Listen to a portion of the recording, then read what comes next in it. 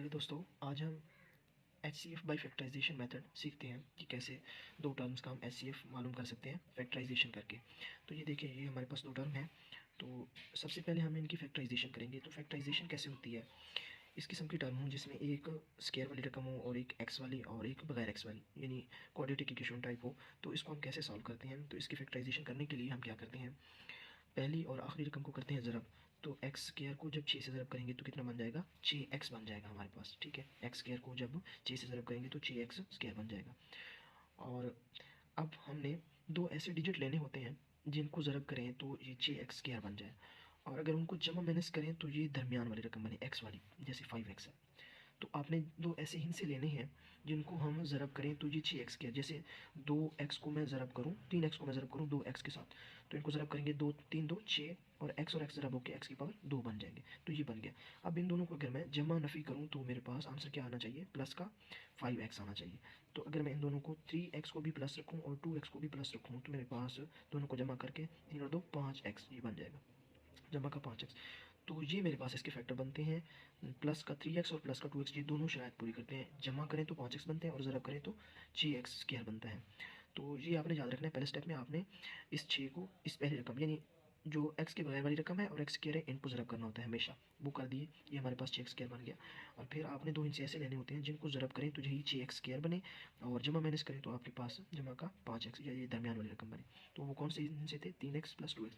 तो मैंने x square को एक्स स्क्वायर लिखा और 6 प्लस 6 को यहाँ पे प्लस 6 लिख दिया, और यहाँ पे मैं लिखूँगा प्लस 3x, ये वाला, प्लस 2x, ये हो गई इसकी फैक्टराइजेशन। अब आपने ये करना होता है कि इन पहले दो में से कॉमन लेते हैं, मुश्किल लेते हैं। तो दोनों में से x कॉमन आ सकता है, तो x मैंने कॉमन ले लिया, और इसमें से x गया तो एक x बच गया, और इसमें x गया तो प्लस का सिर्फ 3 बचा, तो ये प्लस का 3 आ गया।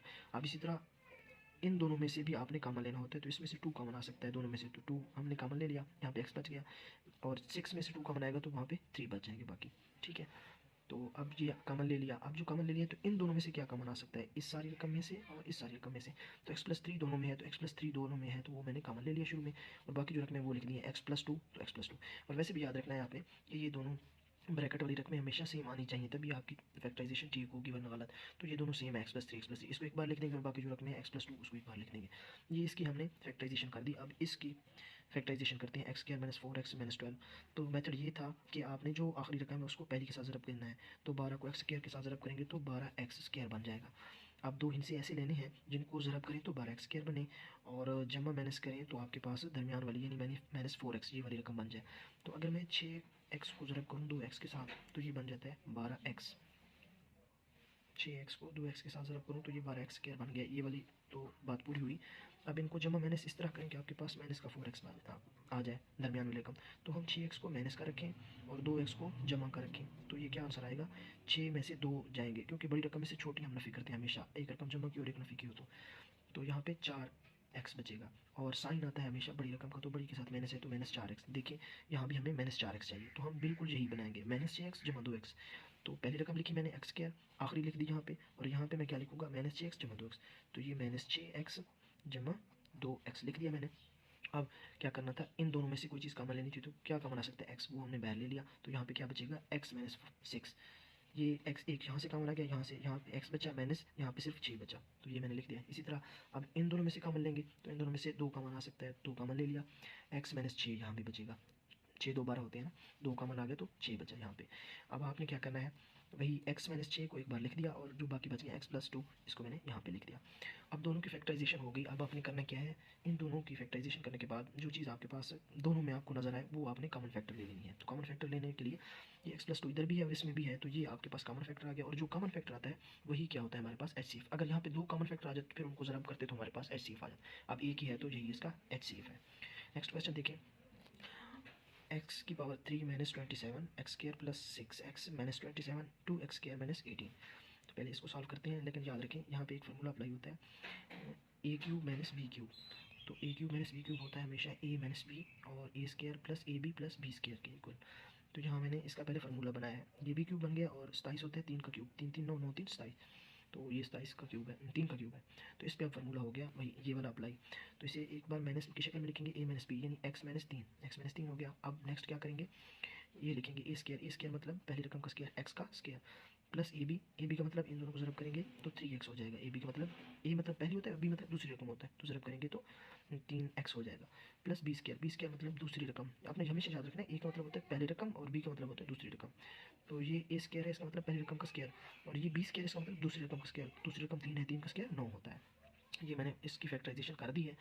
अब यहाँ पे आपने क्या करना है, इसकी फैक्टराइजेशन करनी है जैसे पहले की थी। X square plus 6x minus 27, ये क्वाड्रेटिक इक्वेशन टाइप है। एक्स स्क्वायर वाली रकम फिर एक्स वाली और फिर बगैर एक्स वाली। तो इसकी फैक्टराइजेशन करेंगे तो 27 को एक्स से रम देंगे तो 27x बन जाएगा, 27x स्क्वायर बन जाएगा। और आपने दो हिंसे लेने हैं, उनको जमा माइनस करें तो आपके पास कितना आना चाहिए, 6x आना चाहिए। अगर मैं 9 को ज़रब करूँ 3 से, 9 3 27 बनता है ना, बिल्कुल बनता है। यहाँ भी x और यहाँ भी आपके पास x आ जाएगा। तो अगर इनको ज़रब करें तो 27x स्क्वायर बन रहा है, ये तो ठीक है। और फिर अगर इनको जमा माइनस करें तो हमारे पास 6x बनना चाहिए। तो अगर मैं इसको जमा का रखूँ और इसको माइनस का, तो 9 में से 3 6 और साइन बड़ी रकम का यानी जमा का 6x बन जाएगा। यहाँ में भी जमा का 6x ही चाहिए। अब मैं इन दोनों को यहाँ पे लिख दूँगा, तो यहाँ पे जमा का 9x और माइनस का 3x हो गया। अब इन दोनों में से कॉमन लेते हैं, दूसरा स्टेप यही होता है, तो कॉमन x आ जाएगा, x मैंने कॉमन ले लिया तो x प्लस 9 यहाँ पे बच जाएगा। और इन दोनों में से अच्छा यहाँ पे अगर नफ़ी वाली रकम हो तो आपने नफ़ी लाजमी कॉमन लेना होगा। दूसरी जो आपके पास पेयर होता है, दूसरी जोड़ी, इसमें अगर शुरू में नफ़ी हो तो नफ़ी आपने लाजमी कॉमन लेना है। तो एक तो नफ़ी कॉमन आ गया। अब नफ़ी कॉमन लेने का मतलब ये है कि इन सब की अब जो बाद वाली रकमें हैं सबकी अलामत चेंज हो जाएगी, साइन चेंज हो जाएगा। तो ये नफ़ी कॉमन, और 3 भी आ सकता है दोनों में से। तो 3 इसमें से भी कॉमन आ गया तो x बच जाएगा, और 27 में से 3 कॉमन आए तो 3 वाला पार्ट 27 पे 9 बच जाता है, तो 9 बाकी बचेगा। तो इधर 9 बाकी।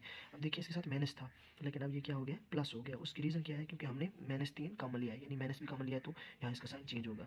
और अगर आप इस 3x को देखें तो इसके साथ माइनस था, और 3 जब -3 बाहर आ गया तो x मुस्बित हो गया, पॉजिटिव हो गया। देखिए इसके साथ कोई साइन नहीं है, मतलब प्लस का साइन है। तो ये जब भी आप नफ़ी वाली रकम कॉमन लेंगे तो इन दोनों की साइन चेंज हो जाएंगे। तो ये इसकी फैक्टराइजेशन हो गई। अब x प्लस 9 दोनों में है तो वो मैंने लिख दिया, और बाकी क्या है x माइनस 3, तो x माइनस 3 यहाँ मैंने लिख दिया। इसी तरह आप इसकी करेंगे तो यहाँ पहले तो ये देखना इन दोनों में से कोई चीज़ कॉमन आ सकती है। हाँ जी, 2 आ सकता है, तो वो हमने ले लिया। इन इन जो भी पीछे पीछे हमने क्वेश्चन किए उनमें से कोई चीज़ भी कॉमन नहीं आ सकती थी, ठीक है, आप देख लेना बाद में। इसमें भी कुछ नहीं, इसमें भी, और बाकी जो पहले क्वेश्चन थे उसमें से कॉमन तीनों में से कुछ नहीं आ सकता था, लेकिन इन दोनों में से 2 कॉमन आ सकता है, तो वो हम सबसे पहले ले लेंगे। पहला स्टेप भी यही होता है कि कॉमन कोई चीज़ है सवाल में से तो वो हमने ले लेनी है। तो 2 कॉमन आ गया, एक्स स्क्वायर माइनस 9 यहाँ पे बच गया। अब इस मैं क्या करता हूँ, एक फार्मूला है ए स्क्वायर माइनस बी स्क्वायर, वो होता है ए माइनस बी और ए प्लस बी की इक्वल। तो एक मरतबा माइनस की शक्ल में लिखते हैं और एक मरतबा प्लस की शक्ल में लिखते हैं, और इन दोनों को ज़रब करते हैं, यानी ब्रैकेट में लिखते हैं। तो यहाँ हम क्या करेंगे, इस पर भी वही फार्मूला पहले बनाएंगे। तो ये ए स्क्वायर तो पहले से है, बी स्क्वायर कैसे बनाएंगे, हम 9 को क्या लिख सकते हैं, 3 की पावर 2, तो ये ए स्क्वायर बन गया, और ये 3 की पावर 2 9 होता है, 3 9 हो जाता है। तो अब ये स्क्वायर तो बन गया। अब इस पर फार्मूला कैसे बनाए, इसको एक मरतबा नफ़ी की शक्ल में लिखना है और एक मरतबा जमा की शक्ल में। तो यही काम मैंने किया है, 2 बाहर का मैंने वो वैसे ही रहने दिया। इसको एक मरतबा लिखा है x माइनस 3 और एक मरतबा लिखेंगे x प्लस 3, तो x प्लस 3 ऊपर से ये स्क्वायर नहीं लगानी क्योंकि यहाँ पे स्क्वायर नहीं है, स्क्वायर सिर्फ इधर है, यहाँ पे कोई स्क्वायर नहीं है। तो आपने x माइनस 3 और x प्लस 3 लिखा। अब सब की आपने फैक्टराइजेशन कर दी है। अब आपने कॉमन फैक्टर ढूंढना है, तो कॉमन फैक्टर वो होता है जो सब में हो। इस लाइन में भी आपको इसकी फैक्टराइजेशन में x माइनस 3 नज़र आ रहा है, इसकी फैक्टराइजेशन में x माइनस 3 नज़र आ रहा है, और इसमें भी x माइनस 3, तो यही आपको कॉमन फैक्टर नज़र आ रहा है। तो ये आपका कॉमन फैक्टर हो गया, और बाकी कोई कॉमन फैक्टर है नहीं, तो यही आपका HCF होगा। अगर कोई और कॉमन फैक्टर इसमें से मिल जाता तो फिर उसको इसके साथ ज़रब करते और वो हमारे पास क्या होता, HCF। लेकिन अगर कोई और कॉमन फैक्टर ना हो, सिर्फ एक ही हो, तो वही हमारे पास इसका HCF होता है। इसके बाकी कुछ क्वेश्चन है जो हम नेक्स्ट वीडियो में इंशाल्लाह करेंगे। Thanks for watching.